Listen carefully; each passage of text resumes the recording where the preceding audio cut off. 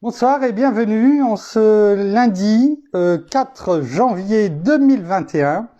Et nous en sommes rendus ce soir à la méditation cumulée numéro 290, si je ne me trompe pas, et surtout à la quatrième section, quatrième partie, de ce nouveau livre que nous avons ouvert, un livre qui se trouve dans la parole, bien entendu, et qui est le livre de l'Apocalypse.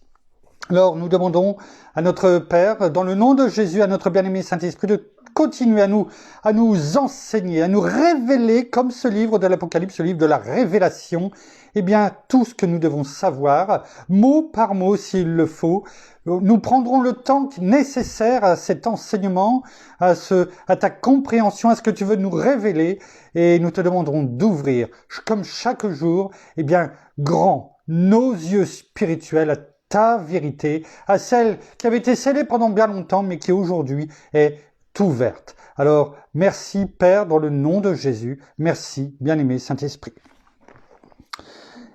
Nous avions vu jusqu'à la fin d'hier, la méditation d'hier, nous avions vu que lors des 3 premiers versets de ce premier chapitre du livre de l'Apocalypse, c'est bien que c'était une bénédiction qui était promise pour la lecture de ce livre de l'Apocalypse, de ce livre de la Révélation, et surtout l'obéissance que nous devons en retirer, du moins à avoir envers notre Père, notre Seigneur, notre bien-aimé Saint-Esprit. Et le verset 3 se terminait par « Heureux celui qui lit » et ceux qui écoutent les paroles de la prophétie, c'est-à-dire de ce livre, mais pas que de ce livre, c'est-à-dire tout ce qui s'y rapporte, et garde, on l'avait vu hier, si tu gardes ma parole, celui qui garde mes paroles, mes commandements, c'est celui qui m'aime et nous viendrons de faire notre demeure chez lui. Et c'est ce que la parole nous dit. Et garde ce qui s'y trouve écrit, car le temps est proche. Nous avions vu aussi que le temps, c'est le temps de Dieu, ce n'est pas le nôtre. Nous avions pris cette référence de un jour est comme 1000 ans pour Dieu. Laissons faire les choses. Ce n'est pas à nous de voir le temps. Voyons simplement et essayons de comprendre et laissons-nous nous révéler les choses que la parole veut nous faire comprendre. Nous enchaînons aujourd'hui avec la suite, c'est-à-dire les salutations et les louanges qui sont faites du verset 4 au verset 8. Alors je ne sais pas si nous aurons le temps de voir ces 4 versets aujourd'hui, mais qu'importe. Nous allons commencer. Du verset 4 au verset 8, ce sont des salutations et des louanges que fait Jean, mais que fait aussi notre Seigneur Jésus au travers de Jean. Nous allons commencer...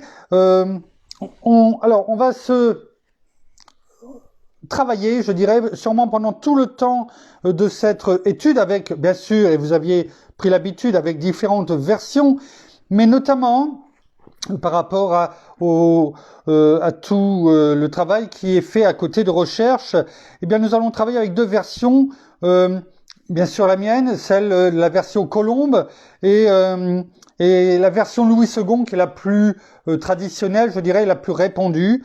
Alors nous passerons quelquefois de l'une à l'autre, elles sont très proches, très très proches, donc n'en soyez pas étonnés. Verset 4. Jean aux 7 églises qui sont en Asie, que la grâce et la paix vous soient données de la part de celui qui est, qui était et qui vient, de la part des 7 esprits qui sont devant son trône.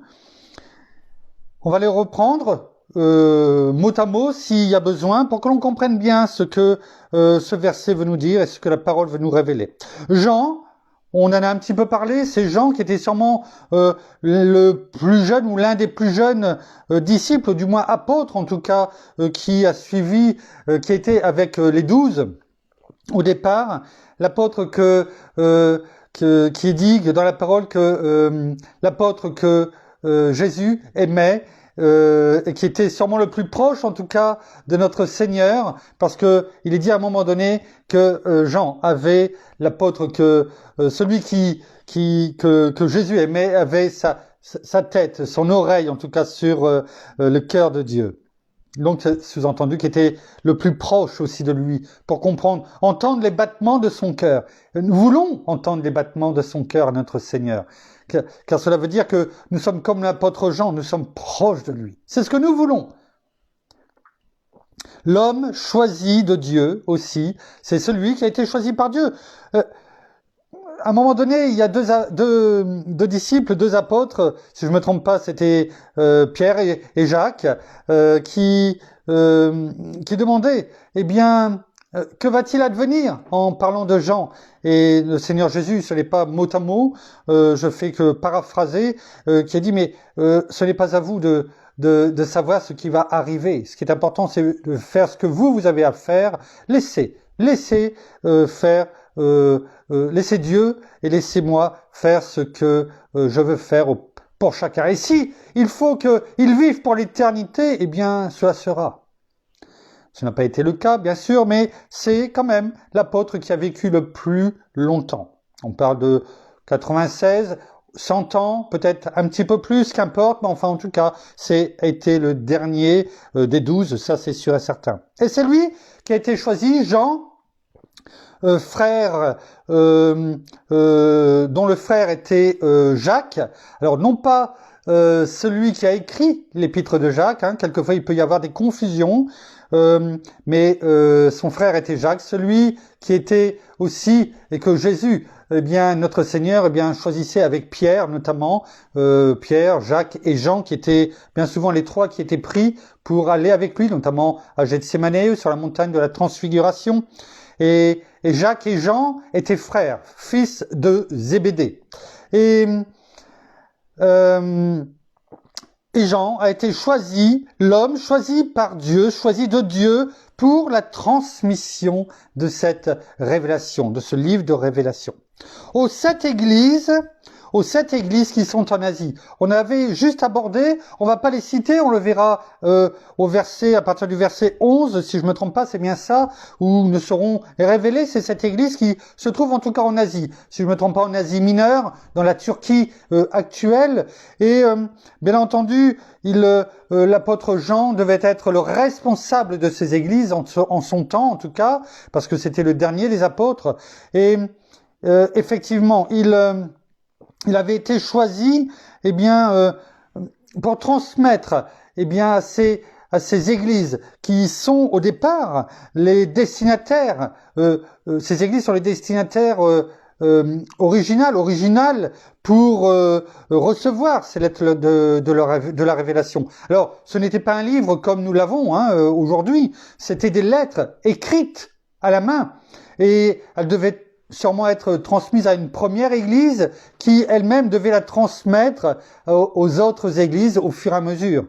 Mais même si elles étaient on pourrait dire les prémices, les prioritaires au départ, bien sûr, pour recevoir ce message est universel et bien entendu pour nous aujourd'hui et pour que nous puissions en être aussi les bénéficiaires, tout comme elles l'ont été à ce moment, à cette époque-là. Que la grâce et la paix vous soient données de la part de celui. Que la grâce, c'est-à-dire que la faveur, c'est ça la grâce de Dieu, la faveur de Dieu et la paix vous soient données de la part de celui. Quand on dit de celui-là, on parle de Jésus, le Fils, avec un grand F. Qui est-ce qui est? Jésus, bien entendu, est le grand je suis, l'Éternel. On peut le voir, et je vous ai dit, on ne peut pas parler de l'Apocalypse. L'Apocalypse, c'est le résumé. Le livre de la Révélation, le livre de l'Apocalypse, c'est le résumé. La quintessence, on va dire, de l'ensemble de la parole. Et c'est pourquoi nous allons, au travers de ce livre, eh bien, aller faire au fur et à mesure des allées et venues pour notre bien, pour que la parole nous soit révélée, aussi bien dans l'Ancien Testament que dans le Nouveau Testament, afin d'appuyer et de bien comprendre que ce qui est dit dans l'Apocalypse, eh bien, a été dit bien avant. Donc, on vient de parler grand je suis. Et on le voit là dans Exode. Alors j'essaye de faire attention de ne pas faire tomber la Bible ou la tablette, excusez-moi. Donc on le voit dans Exode. Exode chapitre... Mon épouse n'est pas rassurée. On le voit dans Exode. Merci beaucoup. Exode chapitre 3 au verset 14. Il est écrit, Dieu dit à Moïse, je suis celui qui suis. On reconnaît ce passage. C'est quand Moïse a été appelé sur la montagne et par Dieu lui-même. Et il est devant ce buisson ardent. Et il demande, mais comment je vais dire à nos frères, comment tu t'appelles? Et donc Dieu lui dit, Dieu dit à Moïse, je suis celui qui suis. Et il ajouta, c'est ainsi que tu répondras aux Israélites. Celui qui s'appelle je suis m'a envoyé vers vous. On le voit également dans le livre de Jean, dans l'évangile de Jean, chapitre 8, Jean, chapitre 8, au versets 58 et 59, les deux derniers versets de ce chapitre. Il est dit, Jésus leur dit, et c'est Jésus qui parle, le même dont on vient de parler dans l'Apocalypse. Eh bien, il dit, en vérité, je vous le dis. C'est pas quelqu'un d'autre qui nous le dit, c'est notre Seigneur Jésus. Avant qu'Abraham fût, c'est-à-dire qu'il soit né, moi, je suis. Comprenons bien. Avant qu'Abraham fût, je suis. C'est-à-dire, j'étais là déjà même bien avant. Et on le sait, il était là avant la création du monde. Là-dessus, ils prirent des pierres. C'est-à-dire ceux qui étaient dans les pharisiens, ceux qui étaient là, et les religieux de l'époque, pour les lui jeter. Mais Jésus se cacha et sortit du temple. C'est important de prendre au fur et à mesure, eh bien, voilà, des versets qui nous montrent que ce qui est dit dans l'Apocalypse, eh bien, ce n'est pas tiré de je ne sais où. C'est le résumé, c'est la révélation.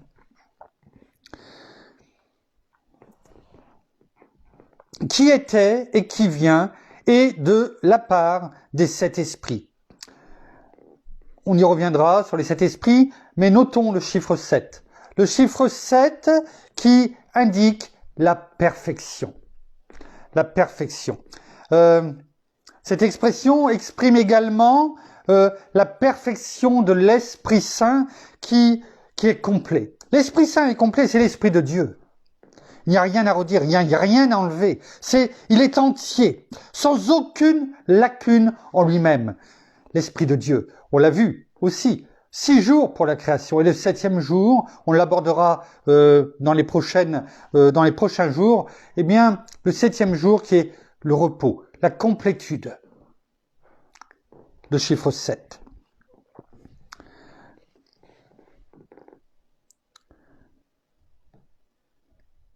Qui sont devant son trône? Je regarde l'heure. Oui, on peut y aller. Et de la part de Jésus... Alors, verset 5. Et de la part de Jésus-Christ, le témoin fidèle, le premier-né d'entre les morts et le souverain des rois de la terre. À celui qui nous aime, qui nous a délivrés de nos péchés par son sang. On va faire de la même façon, on va le reprendre et l'étudier, le méditer. Et de la part de Jésus-Christ, donc là on parle bien de Jésus-Christ, le Fils, le témoin fidèle, c'est-à-dire le Fils de l'homme, Jésus, qui fut le témoin parfait du Père, on le sait, hein, il a marché sur la terre, il a été Dieu avait ses regards sur lui pour voir si tout ce qu'il devait faire, tout ce qui venait de lui, s'il le faisait correctement, et c'est ce qui a été fait. L'exemple parfait, le témoin parfait du Père, ne commettant jamais de péché. Regardons ce qui est écrit dans Hébreux, pour confirmer ceci. Hébreux, chapitre 4, Hébreux, chapitre 4, verset 15. Hébreux, excusez-moi, je me bats avec les papiers. Vous avez l'habitude depuis le temps. Hébreux, chapitre 4, verset 15. Il est écrit, car nous n'avons pas un souverain sacrificateur incapable de compatir à nos faiblesses, parce qu'il le sait, il est venu en tant qu'homme. Il sait comment on peut être faible par moment, mais combien par Dieu et nous par Christ, par l'Esprit de Dieu aussi en nous, eh bien nous sommes forts. Hein? La parole nous le dit dans Philippiens 4,15. Je puis tout par Christ qui me fortifie. Et donc là, le verset nous dit, il n'est pas un souverain, car nous n'avons pas un souverain sacrificateur incapable de compatir à nos faiblesses, mais il a été tenté comme nous à tous égards, sans commettre de péché. Voilà, vous voyez, on a la confirmation, et c'est cela que nous voulons faire tout au long de l'Apocalypse. Avoir les confirmations, l'explication et les confirmations de ce que nous disons. Le premier-né.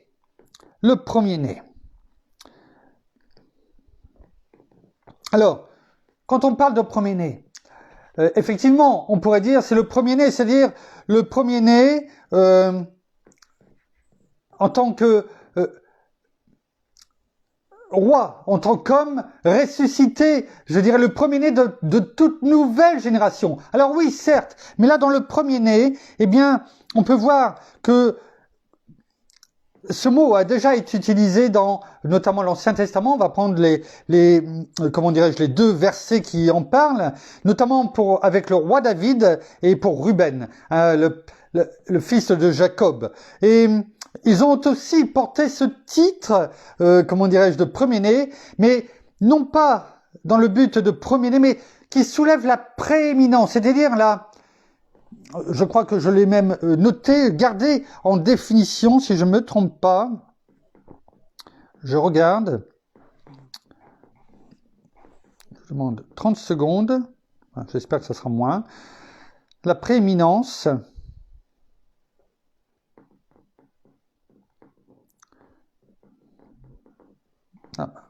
Oui, c'est normal. Je ne pouvais pas y accéder.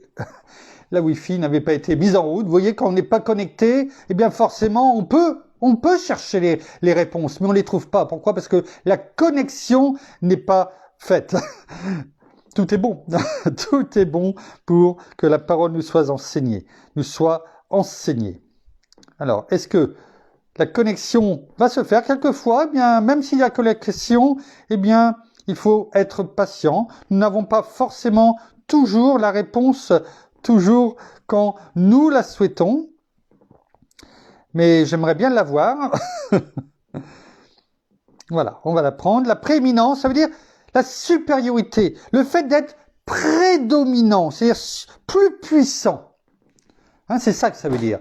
Donc vous voyez, la façon de recevoir ce terme premier-né n'est pas du tout de la même façon de le comprendre. Donc plus puissant, prédominant, supérieur.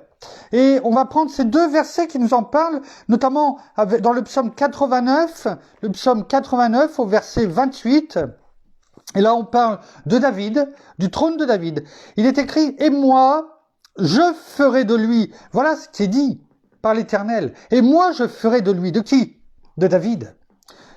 Le premier-né. Le plus haut placé des rois de la terre. Je lui conserverai, verset 29, toujours ma bienveillance. Et mon alliance avec lui sera ferme.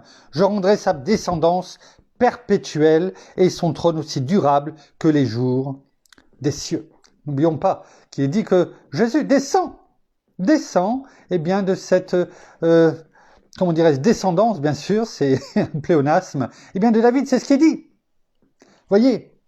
Hein? Et il est également, ce même terme est également signalé dans Genèse. Genèse, chapitre 49. Genèse, chapitre 49, au verset 3.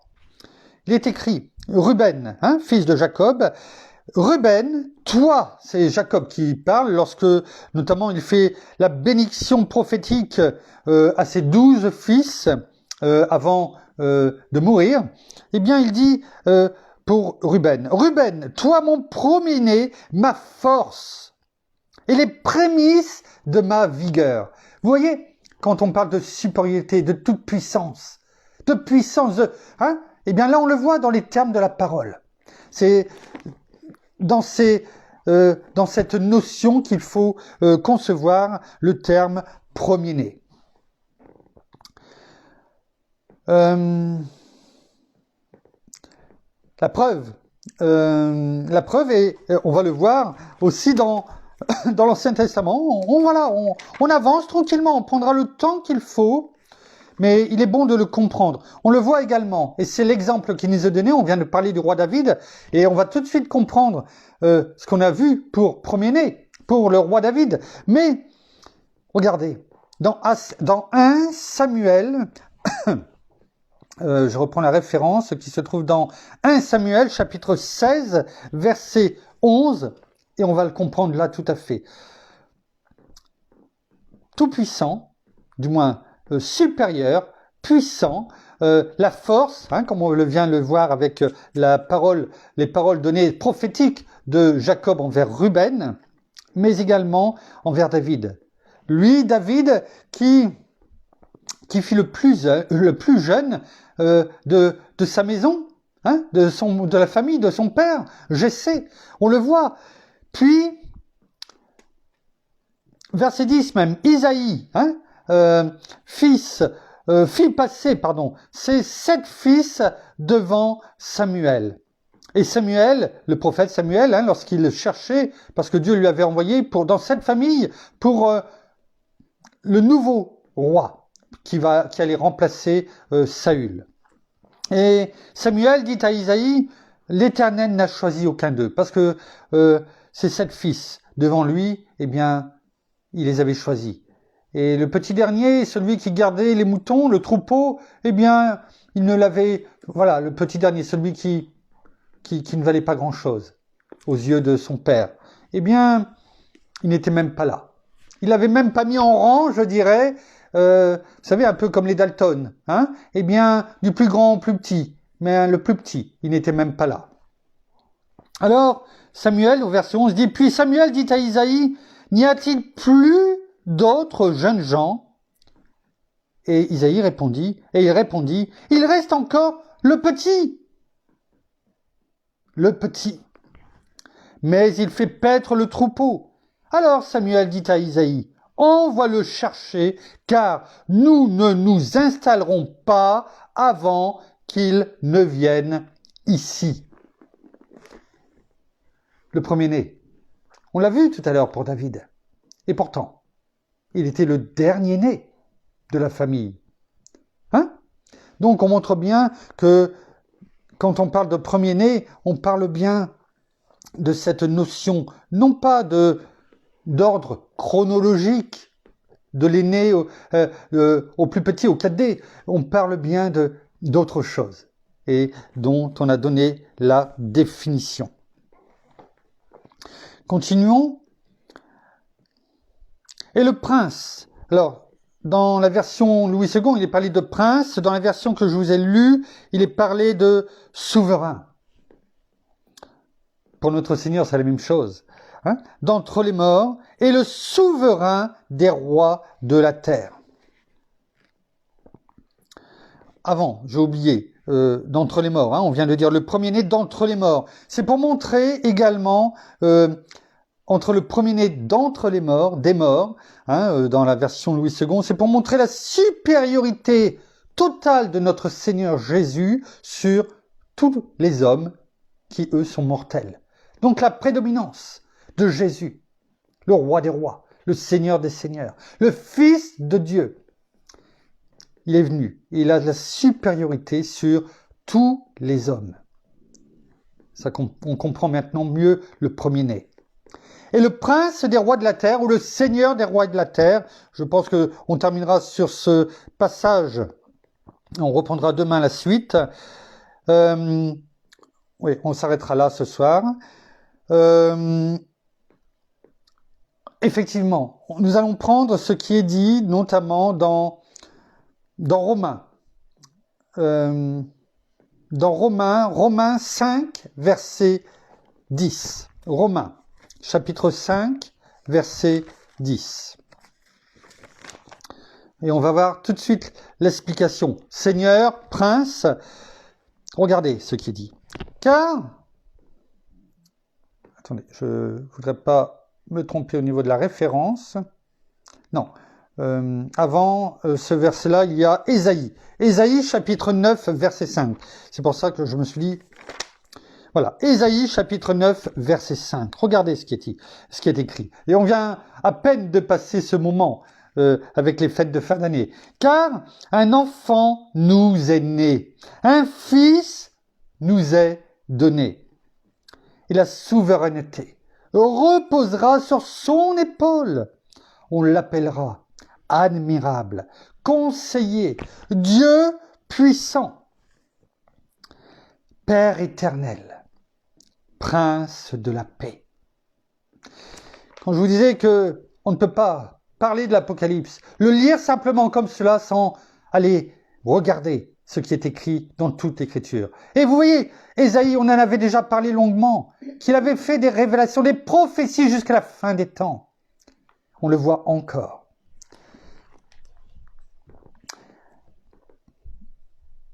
Et grâce à l'œuvre de la croix, que notre Seigneur nous a donné par grâce, eh bien, nous pouvons être réconciliés avec Dieu. On parlait de connexion tout à l'heure. Vous voyez comme quoi il n'y a rien qui arrive par hasard. Eh bien, c'est par la connexion que notre Seigneur Jésus nous a permis, par l'œuvre de la croix, par lui. C'est par lui. C'est notre, si je puis me permettre, notre cordon ombilical, notre réseau Wi-Fi. Sans lui, il n'y a rien. Il n'y a rien avec notre Père. Rien. Il faut bien le comprendre. Eh bien, par lui, nous pouvons être réconciliés avec Dieu. Regardons ce que dit la parole. Effectivement, c'est ce que je vous disais tout à l'heure dans Romains 5, chapitre 5. Romains, chapitre 5, verset 10. Car si, lorsque nous étions ennemis, c'est-à-dire que lorsque nous étions dans les ténèbres, eh bien nous avons été réconciliés avec Dieu par la mort de son Fils, par l'œuvre de la croix. À bien plus forte raison, étant réconciliés aujourd'hui, parce qu'il nous a fait passer, en le recevant comme Seigneur et Sauveur de notre vie, des ténèbres à la lumière. Les chaînes sont tombées. La lumière est venue dans notre vie. Eh bien, il est écrit, à combien plus forte raison, à bien plus forte raison, étant réconciliés, serons-nous sauvés par sa vie. Par sa vie.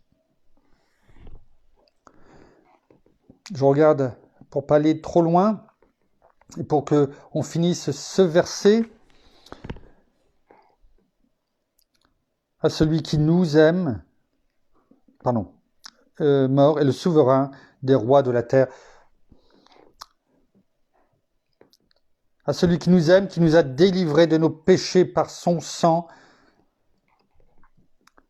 Voyons, à celui, c'est-à-dire Jésus-Christ, on est bien d'accord, c'est ce que dit la parole, à celui qui nous aime, qui nous a délivrés de nos péchés par son sang. Bien sûr, quand on parle de celui, c'est Jésus-Christ qui nous aime, qui nous a délivrés de nos péchés par son sang. Nous allons terminer sur ces deux versets pour montrer cette parole. Donc, qui nous a délivrés de nos péchés par son sang, avec ce qui est écrit dans 1 Jean, chapitre 1. Prenons la parole de 1 Jean, donc qui nous aime et qui nous a délivrés par son sang. Et nous verrons la suite demain. Alors, excusez-moi, je me bats un petit peu avec les papiers, mais il vaut mieux avoir plus de papiers et d'avoir les références.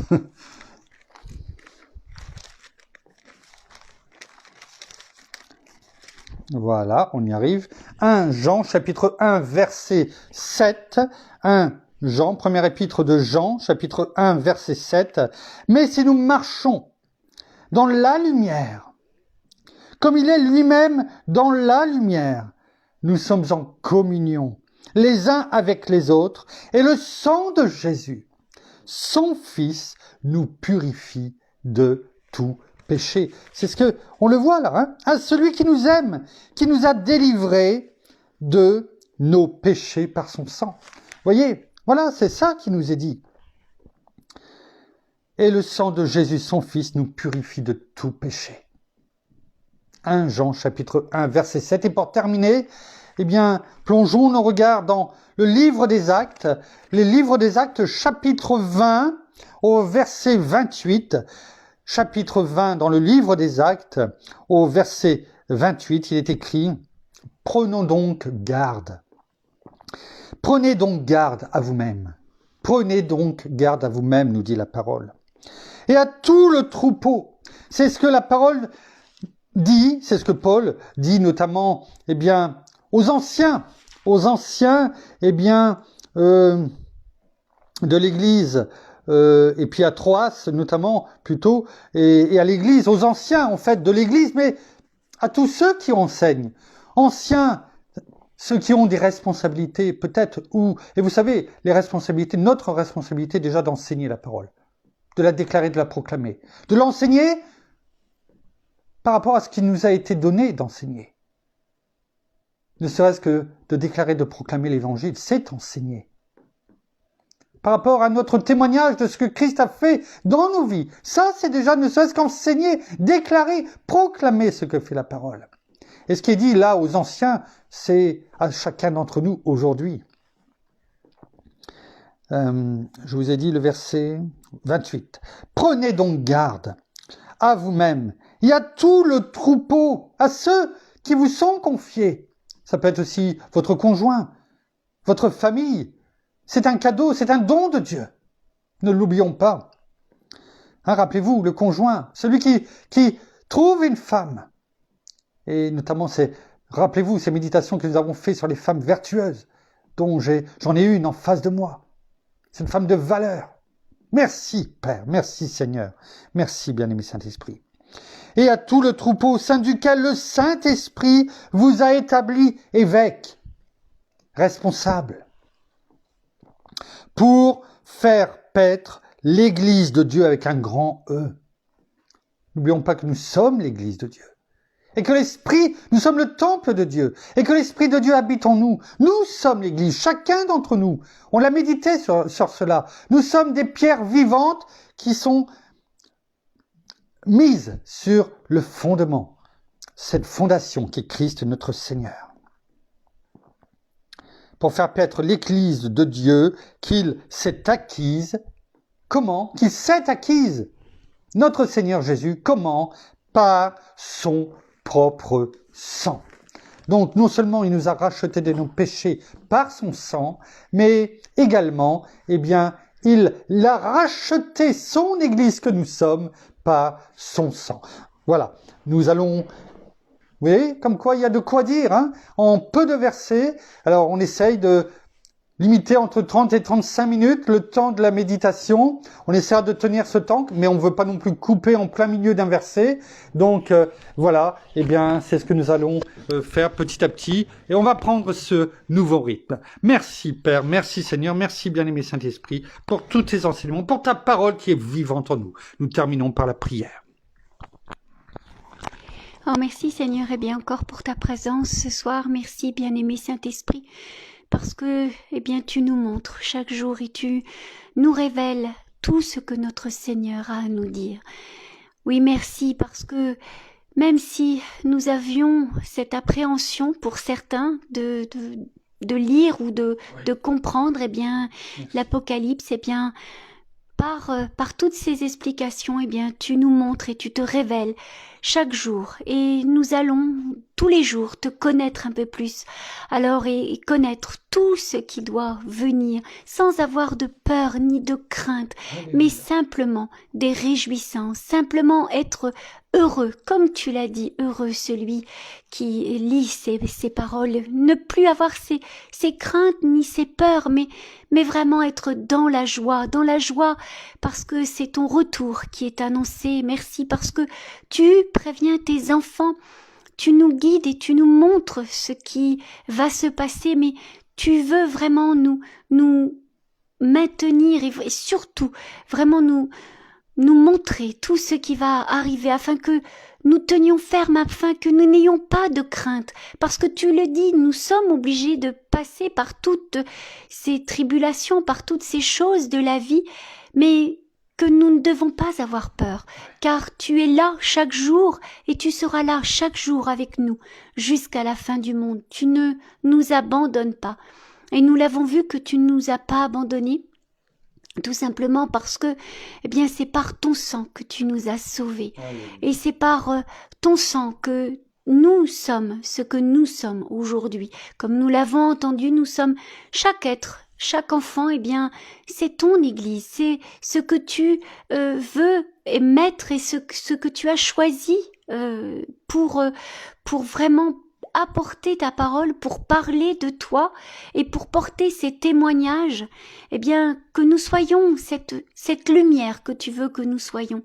Alors merci parce que tu es ce médiateur, cet intercesseur entre nous et notre Père. Tu as rétabli ce dialogue, tu as déchiré, le voile s'est déchiré, le voile du temple s'est déchiré et nous avons ce libre accès vraiment et nous pouvons vraiment nous approcher de notre Père, mais par toi, car nous savons que sans toi, eh bien nous ne pouvons rien faire. Alors merci tout simplement pour ta présence, merci pour ta grandeur, merci pour ta magnificence, merci parce que nous pouvons encore te louer, te glorifier, mais aussi t'appeler tout simplement notre roi, notre frère aîné. Alors merci Seigneur Jésus de tout ce que tu accomplis dans la vie de chacun. Soyez tous abondamment bénis dans le nom de Jésus. Amen. Amen.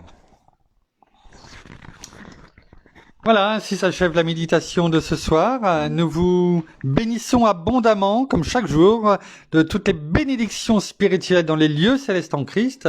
Nous saluons nos amis au Québec, au Canada, en francophonie, à Paris, bien entendu, partout en France.